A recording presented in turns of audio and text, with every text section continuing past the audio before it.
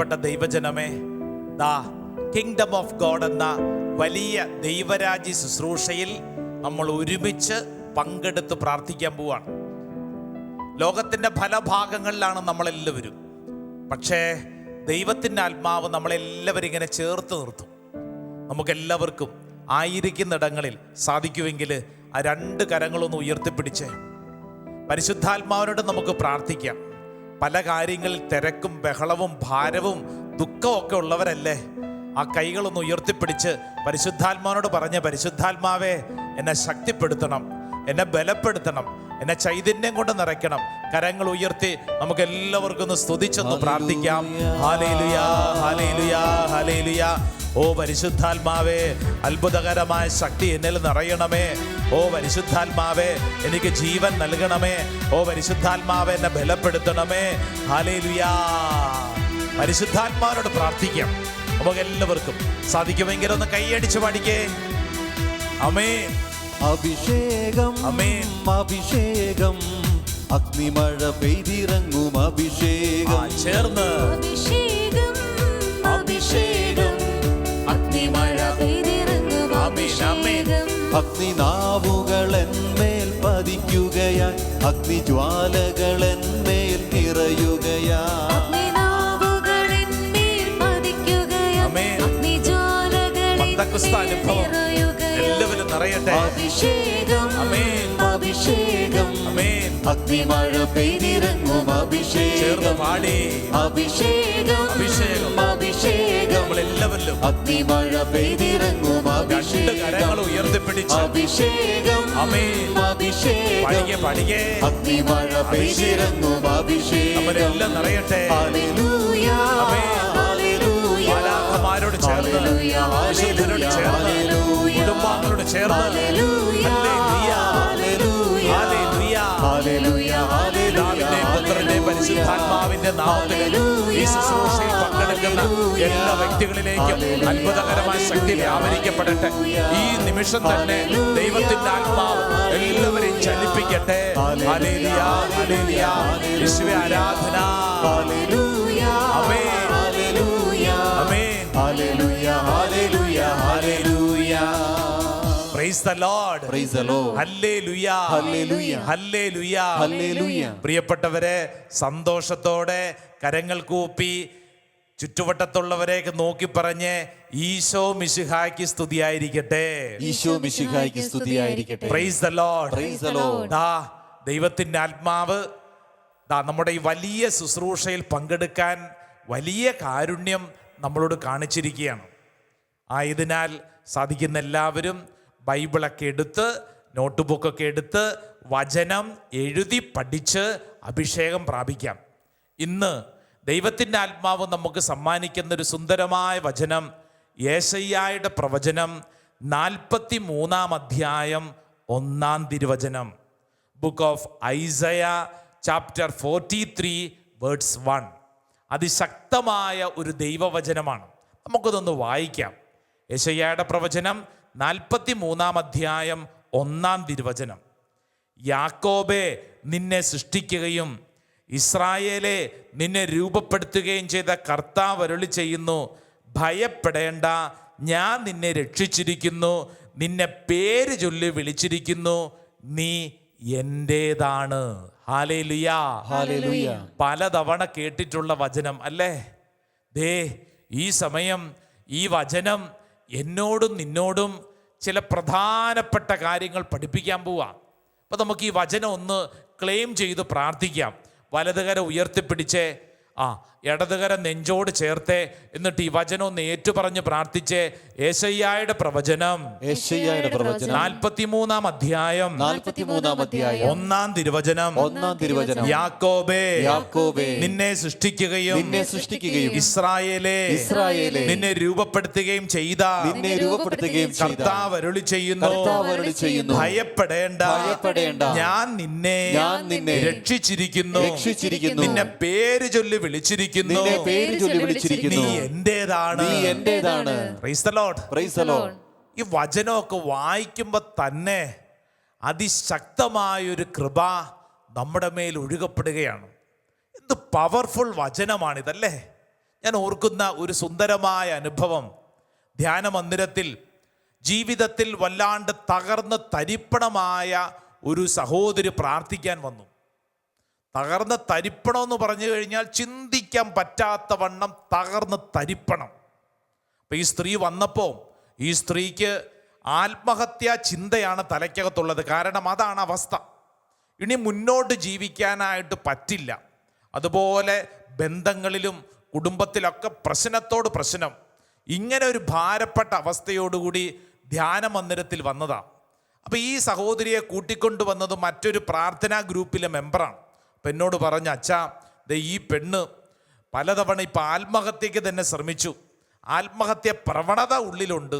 അതോടൊപ്പം തന്നെ നിരാശ, ദുഃഖം, പ്രശ്നം ഈ ചെലന്തിവല പോലെ ഇങ്ങനെ കെട്ടുപിണഞ്ഞ് കിടക്കുന്ന പ്രശ്നങ്ങളാണ്. എന്തു ചെയ്യും? ഈ പെൺകുട്ടിയുടെ പ്രശ്നങ്ങൾ ഞാൻ കേട്ടുകൊണ്ടിരുന്നപ്പോൾ എൻ്റെ ഉള്ളിലും ഭാരമാണ്. ഉത്തരം പറയാനായിട്ടൊന്നും അങ്ങോട്ട് അറിഞ്ഞുകൂടാ. അങ്ങനെ പ്രാർത്ഥിച്ചുകൊണ്ടിരുന്നപ്പോൾ ദൈവത്തിൻ്റെ ആത്മാവ് ഈ വചനം ഓർമ്മപ്പെടുത്തി തന്നു. യേശയ്യായുടെ പ്രവചനം 43-ാം അധ്യായം 1-ാം തിരുവചനം. പ്രിയപ്പെട്ടവരെ, ഈ വചനം ആ പെൺകുട്ടിയുടെ മുമ്പിലേക്ക് വെച്ചു കൊടുത്തിട്ട് പറഞ്ഞ് ഒന്ന് വായിക്കാൻ പറഞ്ഞു. യാക്കോബേ, നിന്നെ സൃഷ്ടിക്കുകയും ഇസ്രായേലെ നിന്നെ രൂപപ്പെടുത്തുകയും ചെയ്ത കർത്താവ് അരുളി ചെയ്യുന്നു, ഭയപ്പെടേണ്ട, ഞാൻ നിന്നെ രക്ഷിച്ചിരിക്കുന്നു, നിന്നെ പേര് ചൊല്ലി വിളിച്ചിരിക്കുന്നു, നീ എൻ്റേതാണ്. ഈ വചനം ആ പെൺകുട്ടി ഇങ്ങനെ വായിക്കുന്ന സമയത്ത് കണ്ട കാര്യം എന്താണെന്നറിയോ? ആ പെൺകുട്ടിയുടെ കണ്ണിൽ നിന്ന് കണ്ണുനീരിങ്ങനെ ഒഴുകാൻ തുടങ്ങി. എൻ്റെ പ്രിയപ്പെട്ടവരെ, ഈ വചനത്തിൻ്റെ ശക്തി അതാ. ഇപ്പം ഈ ശുശ്രൂഷയിൽ പങ്കെടുത്തുകൊണ്ടിരിക്കുന്ന ചിലർക്ക് ഇതിൻ്റെ വചനത്തിൻ്റെ ശക്തി മനസ്സിലാവും. കാരണം അതുപോലെ തരിപ്പണമായ അവസ്ഥയുണ്ടോ, ഈ വചനം നന്നായി മനസ്സിലാകും. വെറുതെ വായിച്ച മനസ്സിലാവില്ല. മറിച്ച് ഈ വചനം നമ്മുടെ തകർന്ന തരിപ്പണമായ അവസ്ഥയിലൊന്ന് സ്വീകരിച്ചാൽ ഈ വചനത്തിൻ്റെ ശക്തി മനസ്സിലാകും. പറ്റുമെങ്കിൽ നിങ്ങൾ എന്ത് ചെയ്യണമെന്നറിയോ? ആ യാക്കോബെ എന്ന് എഴുതിയിരിക്കുന്ന സ്ഥലത്ത്, ഇസ്രായേലെ എന്ന് എഴുതിയിരിക്കുന്ന സ്ഥലത്ത് നിന്റെ പേര് പറഞ്ഞൊന്നൊന്ന് വായിച്ചു നോക്കിയേ, കാര്യം മനസ്സിലാകും. നമ്മുടെ പേര് പറഞ്ഞൊന്ന് പ്രാർത്ഥിച്ചു നോക്കിയേ. ഫ്രാൻസിസേ, നിന്നെ സൃഷ്ടിക്കുകയും ഫ്രാൻസിസേ നിന്നെ രൂപപ്പെടുത്തുകയും ചെയ്ത കർത്താവ് അരുളി ചെയ്യുന്നു. ഞാൻ എന്നോട് വിശ്വസിക്കുക, എന്നോട് കർത്താവ് അരുളി ചെയ്യുന്നു, ഭയപ്പെടേണ്ട, ഞാൻ നിന്നെ രക്ഷിച്ചിരിക്കുന്നു. ദൈവം എന്നെ രക്ഷിച്ചിരിക്കുന്നു, എന്നെ പേര് ചൊല്ലി വിളിച്ചിരിക്കുന്നു, ഞാൻ ദൈവത്തിൻ്റെതാണ്. പ്രിയപ്പെട്ടവരെ, ഈ വചനം നമ്മൾ വായിക്കുമ്പോൾ തന്നെ ദൈവത്തിൻ്റെ ആത്മാവ് നമ്മളിൽ അത്ഭുതകരമായിട്ട് ഇടപെടും. ഈ വചനത്തിൻ്റെ ശക്തി തിരിച്ചറിയാൻ അടുത്ത 2 വചനങ്ങളും കൂടെ ഒന്ന് വായിച്ചേ. യെശയ്യായുടെ പ്രവചനം 43-ാം അധ്യായം 2-ാം തിരുവചനം. സമുദ്രത്തിലൂടെ കടന്നു പോകുമ്പോൾ ഞാൻ നിന്നോട് കൂടെ ഉണ്ടായിരിക്കും, നദികൾ കടക്കുമ്പോൾ അത് നിന്നെ മുക്കിക്കളയുകയില്ല, അഗ്നിയിലൂടെ നടന്നാൽ നിനക്ക് പൊള്ളലേൽക്കുകയില്ല, ജ്വാല നിന്നെ ദഹിപ്പിക്കുകയുമില്ല. എത്ര വലിയ തടസ്സം ഉണ്ടെങ്കിലും എൻ്റെ മകനെ, മകളെ, നിനക്ക് ഒരു പോറൽ പോലും ഏൽക്കില്ല. ഇതെല്ലാം ഉണ്ടാവും കേട്ടോ. നിന്റെ തലയ്ക്ക് മുകളിലൂടെ ജലം ഒഴുകും, നീ തീയിലൂടെ നടക്കുന്ന അനുഭവം ഉണ്ടാവും. പക്ഷേ നിനക്കൊരു പോറൽ പോലും ഏൽക്കില്ല. കാരണം എന്താ? 3-ാം വചനം, ഞാൻ നിന്റെ ദൈവമായ കർത്താവും രക്ഷകനും ഇസ്രായേലിൻ്റെ പരിശുദ്ധനുമാണ്. ഇസ്രായേലിൻ്റെ പരിശുദ്ധനുമാണ്. എൻ്റെ പ്രിയപ്പെട്ടവരെ, ഈ യാക്കോബിനോടാണ് ഈ വചനം പറഞ്ഞിരിക്കുന്നത് അല്ലേ? യാക്കോബേ എന്നും പറഞ്ഞുകൊണ്ടാണ് തുടങ്ങുന്നേ. യെശയ്യായുടെ പ്രവചനം വായിക്കുമ്പോൾ ഈ വചനം പലയിടങ്ങളിലും ആവർത്തിച്ച് യാക്കോബിനോട് പറയുന്നുണ്ട്. ഉദാഹരണത്തിന് യെശയ്യായുടെ പ്രവചനം 41-ാം അധ്യായം അതിൻ്റെ 8, 9, 10 തിരുവചനം നമുക്ക് പരിചയമുള്ള വചനം ഇങ്ങനെയാ: എൻ്റെ ദാസനായ ഇസ്രായേലേ, ഞാൻ തെരഞ്ഞെടുത്ത യാക്കോബേ, എൻ്റെ സ്നേഹിതനായ അബ്രാഹത്തിൻ്റെ സന്തതി, നീ എൻ്റെ ദാസനാണ്. ഞാൻ നിന്നെ തെരഞ്ഞെടുത്തു, ഇനി ഒരിക്കലും ഉപേക്ഷിക്കുകയില്ല എന്ന് പറഞ്ഞുകൊണ്ട് ഭൂമിയുടെ അതിർത്തികളിൽ നിന്ന് ഞാൻ നിന്നെ തിരഞ്ഞെടുത്തു, വിദൂര ദിക്കുകളിൽ നിന്ന് ഞാൻ നിന്നെ വിളിച്ചു, ഭയപ്പെടേണ്ട, ഞാൻ നിന്നോടുകൂടെയുണ്ട്, സംഭ്രമിക്കേണ്ട, ഞാനാണ് നിന്റെ ദൈവം, ഞാൻ നിന്നെ ശക്തിപ്പെടുത്തുകയും സഹായിക്കുകയും ചെയ്യും, എൻ്റെ വിജയകരമായ വലത്ത് കൈ കൊണ്ട് ഞാൻ നിന്നെ താങ്ങി നിർത്തും. ആരോടാ പറയണേ? യാക്കോബേ.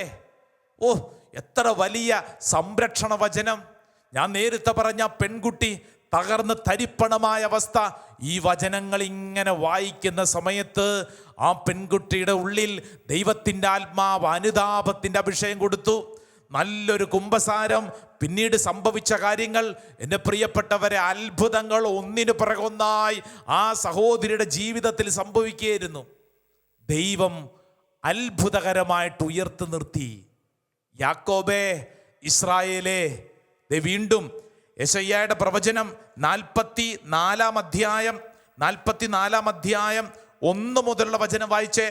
എൻ്റെ ദാസനായ യാക്കോബേ, ഞാൻ തിരഞ്ഞെടുത്ത ഇസ്രായേലെ കേൾക്കുക. നിന്നെ സൃഷ്ടിക്കുകയും ഗർഭപാത്രത്തിൽ നിനക്ക് രൂപം നൽകുകയും നിന്നെ സഹായിക്കുകയും ചെയ്യുന്ന കർത്താവ് അരുളി ചെയ്യുന്നു, എൻ്റെ ദാസനായ യാക്കോബേ, ഞാൻ തിരഞ്ഞെടുത്ത ജ്യേഷ്ഠനെ, നീ ഭയപ്പെടേണ്ട. കണ്ടോ വചനം പഠിപ്പിക്കുന്നത്? നീ ഭയപ്പെടേണ്ട. യെശയ്യായുടെ പ്രവചനം 44 അധ്യായം അതിൻ്റെ 21 തിരുവചനം ഇങ്ങനെയാണ്: യാക്കോബേ, നീ ഇവ ഓർമ്മിക്കുക, ഇസ്രായേലെ നീ ഓർമ്മിക്കുക, നീ എൻ്റെ ദാസനാണ്, ഞാൻ നിന്നെ സൃഷ്ടിച്ചു, നീ എൻ്റെ ദാസൻ തന്നെ. ഇസ്രായേലെ, ഞാൻ നിന്നെ വിസ്മരിക്കുകയില്ല. കാർമേഘം പോലെ നിന്റെ തിന്മകളെയും മൂടൽമഞ്ഞ് പോലെ നിന്റെ പാപങ്ങളെയും ഞാൻ തുടച്ചു നീക്കി. എന്നിലേക്ക് തിരിച്ചു വരിക, ഞാൻ നിന്നെ രക്ഷിച്ചിരിക്കുന്നു. പ്രിയപ്പെട്ട സഹോദര സഹോദരി, യാക്കോബേ എന്നാണ് പറയുന്നത്. ഇത് വായിക്കുന്ന സമയത്ത് സ്വാഭാവികമായി നമ്മുടെ ഉള്ളിൽ ഒരു കാര്യം വരും, ഒരു ചോദ്യം വരും. ഇതെന്താണാവോ യാക്കോബ്? ഇതാരാ യാക്കോബ്? യാക്കോബേ യാക്കോബേ എന്നാണല്ലോ പറയുന്നത്. യാക്കോബ് ആരാ? ഇയാൾക്ക് എന്താ ഇത്ര പ്രത്യേകത?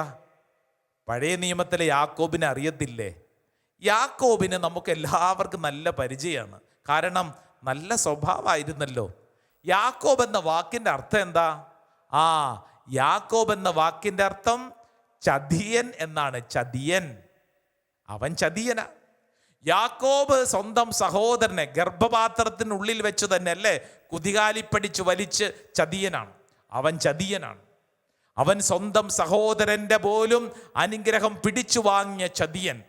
പ്രിയപ്പെട്ടവരെ, ഈ യാക്കോബിനെ നമ്മൾ അതിശക്തമായി പരിചയപ്പെടുന്ന ഒരു രംഗമുണ്ട്. ഉൽപ്പത്തി പുസ്തകം 32 അധ്യായം 23 തിരുവചനം. പ്രിയപ്പെട്ടവരെ, യാക്കോബിനെ നമ്മൾ അവിടെ പരിചയപ്പെടുമ്പോൾ യാക്കോബ് ലാബാന്റെ അടുക്കൽ നിന്നുള്ളൊരു തിരിച്ചുവരവാണ്. ചതിയനായ യാക്കോബ് ഒരു തിരിച്ചുവരവാണ്. ഈ തിരിച്ചുവരവൊന്ന് ശ്രദ്ധിക്കണേ. ഉൽപ്പത്തി പുസ്തകം 32 അധ്യായം 22 തിരുവചനം. ആ രാത്രി തന്നെ യാക്കോബ് തൻ്റെ 2 ഭാര്യമാരെയും 2 പരിചാരകമാരെയും 11 മക്കളെയും കൂട്ടിക്കൊണ്ട് യാബോക്ക് എന്ന കടവ് കടന്നു. അവരെ അവൻ പുഴയ്ക്കക്കരെ കടത്തിവിട്ടു. 23 തിരുവചനം. തൻ്റെ സമ്പാദ്യം മുഴുവൻ അക്കരെ എത്തിച്ചു. അക്കരെ ഒരു നദി, ആ നദിയുടെ പേര് യാബോക്ക്. യാബോക്ക് എന്ന് പറയുന്ന ഒരു നദി. ആ നദിയുടെ കരയ്ക്കപ്പുറത്ത് എല്ലാ സമ്പാദ്യം നിർത്തി. എന്നിട്ട് ഇക്കരെ ആ സായാഹ്നത്തിൽ യാക്കോബ് ഒറ്റയ്ക്ക് യാക്കോബ് ഒറ്റയ്ക്ക്. വചനം വായിച്ചു പോകുമ്പോൾ ഇങ്ങനെയുണ്ട്: യാക്കോബ് മാത്രം ഇക്കരെ നിന്നു. അവിടെ വച്ചവൻ നേരം പുലരുന്നതുവരെ അവനുമായി മൽപ്പിടുത്ത് നടത്തി. കീഴടക്കാൻ സാധ്യമല്ലെന്ന് കണ്ടപ്പോൾ അവൻ യാക്കോബിൻ്റെ അരക്കെട്ടിൽ തട്ടി. മൽപ്പിടുത്തത്തിനിടയിൽ യാക്കോബിൻ്റെ തുട അരക്കെട്ടിൽ നിന്ന് തെറ്റി. അവൻ പറഞ്ഞു, നേരം പുലരുകയാണ്, ഞാൻ പോകട്ടെ. യാക്കോബ് മറുപടി പറഞ്ഞു, എന്നെ അനുഗ്രഹിച്ചിട്ടല്ലാതെ അങ്ങയെ ഞാൻ വിടുകയില്ല. ഇതാണ് യാക്കോബ്. സംഭവത്തിൻ്റെ ഗൗരവം മനസ്സിലായോ? യാക്കോബ് ചതിയനായവൻ, അവൻ അനുഗ്രഹം മുഴുവൻ പിടിച്ചു വാങ്ങിയവൻ, കിട്ടിയ സമ്പാദ്യം മുഴുവൻ അക്കരെ വെച്ചിട്ട് ആ യാബോക്ക് നദിയുടെ കരയിൽ ഒറ്റയ്ക്ക് നിന്ന് ദൈവദൂതനുമായി മൽപ്പിടുത്തം. ആ മൽപ്പിടുത്തത്തിനിടയിൽ യാക്കോബിൻ്റെ അരക്കെട്ടിനിട്ട് നോക്കി ദൈവദൂതൻ ഒരടി കൊടുത്തു. എന്താ സംഭവം? ഈ യാക്കോബിന് പിന്നെ നേരെ നിൽക്കാൻ പറ്റുന്നില്ല. യാക്കോബിന് നേരെ നിൽക്കാൻ പറ്റില്ല. അരക്കെട്ടിന് തടി കെട്ടിയിട്ട് വീണുപോയി. അവൻ കയറി ദൂതനെ വട്ടം പിടിച്ചു. നേരെ നിൽക്കാൻ പറ്റുന്നില്ലാത്ത ഘട്ടം വന്നപ്പോൾ അവൻ ദൈവദൂതനെ വട്ടം പിടിച്ചു. ഇത്രയും നേള് ഈ മനുഷ്യൻ ഒറ്റയ്ക്ക് നിന്ന് ചതിച്ചവനാണ്.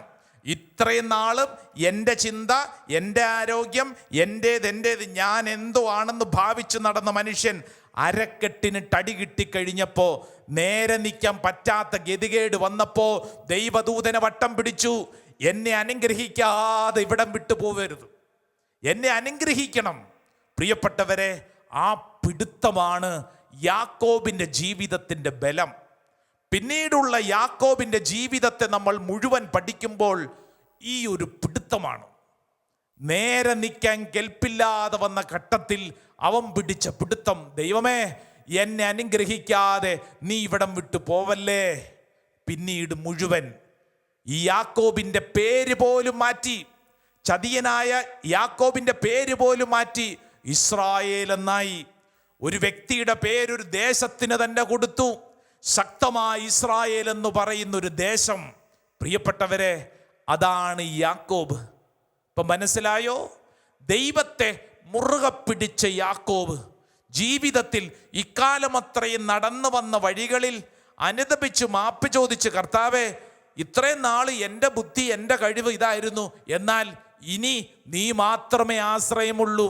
വട്ടം പിടിച്ച യാക്കോബ്, അവൻ്റെ പേര് പോലും ദൈവം മാറ്റി. പ്രിയപ്പെട്ടവരെ, ഈ യാക്കോബിൻ്റെ പേര് പറഞ്ഞുകൊണ്ടാണ് യെശയ്യായുടെ പ്രവചനം 43-ാം അധ്യായത്തിൽ നമ്മൾ വായിച്ചത്. യാക്കോബെ നിന്നെ സൃഷ്ടിക്കുകയും ഇസ്രായേലെ നിന്നെ രൂപപ്പെടുത്തുകയും ചെയ്ത ദൈവം അരുളി ചെയ്യുന്നു, നീ എൻ്റേതാണ്, നീ എൻ്റേതാണ്. എൻ്റെ പ്രിയപ്പെട്ടവരെ, ജീവിത അനുഭവം മാറ്റിമറിക്കും. ഈ യാക്കോബിനെ കുറിച്ച് വായിച്ചു പഠിക്കുന്ന നമ്മൾ ഓരോരുത്തരും യെശയ്യായുടെ പ്രവചനത്തിലെ വചനത്തിൻ്റെ മുമ്പിൽ നിൽക്കുമ്പോൾ കണ്ണുനീർ തൂകണം. ദൈവം അത്രമേൽ കരുണയാണ് എന്നോടും നിന്നോടും കാണിക്കുന്നത്.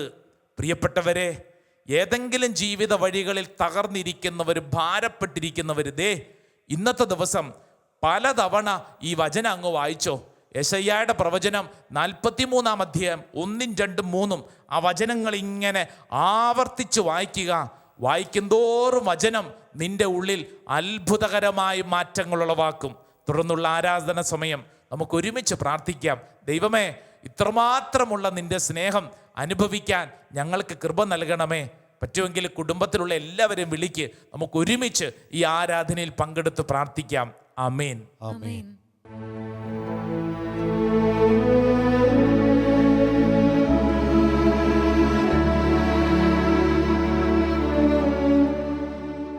പ്രിയപ്പെട്ട ദൈവജനമേ, ദൈവ സാന്നിധ്യം നമ്മളെല്ലാവരെയും മാടി വിളിക്കുകയാണ്. നമ്മുടെ ജീവിതത്തെ വീണ്ടും പുനരുദ്ധരിക്കാൻ കർത്താവ് ആഗ്രഹിക്കുന്നു. അതുകൊണ്ടാണ് നമ്മൾ ഒരുമിച്ച് ഈ ആരാധന ശുശ്രൂഷയിൽ പങ്കെടുത്ത് പ്രാർത്ഥിക്കുന്നത്. യെശയ്യായുടെ പ്രവചനം 43-ാം അധ്യായം 1-ാം തിരുവചനം, യാക്കോബേ നിന്നെ സൃഷ്ടിക്കുകയും ഇസ്രായേലെ നിന്നെ രൂപപ്പെടുത്തുകയും ചെയ്ത കർത്താവ് അരുളി ചെയ്യുന്നു, നീ എൻ്റേതാണ്, നീ എൻ്റേതാണ്. നിന്നെ ഞാൻ പേര് ചൊല്ലി വിളിച്ചിരിക്കുന്നു, നിന്നെ ഞാൻ രക്ഷിച്ചിരിക്കുന്നു. കണ്ണുകളടച്ച് കരങ്ങൾ കൂപ്പി ഒരു നിമിഷം നീ ഇന്നായിരിക്കുന്ന അവസ്ഥ ഈ അൾത്താരയിൽ ഒന്ന് സമർപ്പിച്ചേ. ഒരുപക്ഷെ മനസ്സിൽ വല്ലാത്ത ഭാരമുണ്ടാവും. ഒരു മനുഷ്യനും എന്നെ മനസ്സിലാകുന്നില്ലല്ലോ, എൻ്റെ ജീവിതാവസ്ഥ മനസ്സിലായി ആരെന്നെ സഹായിക്കും, എൻ്റെ കുടുംബത്തിലുള്ളവർക്ക് എന്നെ മനസ്സിലാകുന്നില്ലല്ലോ, ഞാൻ ജോലി ചെയ്യുന്ന സ്ഥലത്ത്, ഞാൻ ആയിരിക്കുന്നിടങ്ങളിൽ ഞാൻ ഒറ്റപ്പെട്ടിരിക്കുന്നു. ദൈവമേ, ഞാൻ വല്ലാതെ ഞെരുങ്ങുന്നു, ആർക്കും എന്നെ മനസ്സിലാകുന്നില്ല എന്നുള്ളൊരു ഭാരം നിന്റെ ഉള്ളിലുണ്ടാവും. എന്നാൽ യേശു ഇതാ നിന്നിൽ അതിശക്തമായി ഇടപെടുകയാണ്.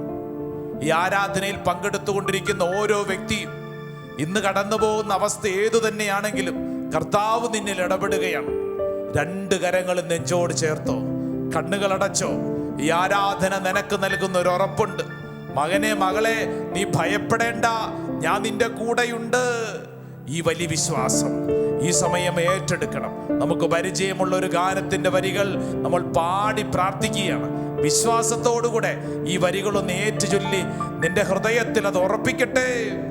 ഭയപ്പെടേണ്ട മകനെ മകളെ, ഞാൻ നിന്റെ ദൈവമല്ലേ.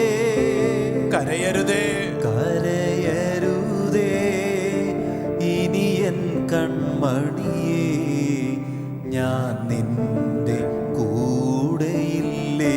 രണ്ട് കരങ്ങളും നെഞ്ചോട് ചേർത്ത് കണ്ണടച്ച് എല്ലാവരും ചേർന്ന് പാടിക്കേ. ഭയപ്പെടേണ്ട മകനെ മകളെ, മകനേ മകളേ, ഞാൻ നിന്റെ കൂടെയില്ലേ. ഞാൻ നിന്റെ ദൈവമല്ലേ. കരയരുതേ കരയരുതേ ഇനി എൻ കൺമണിയേ, ഞാൻ നിന്റെ കൂടെയില്ലേ.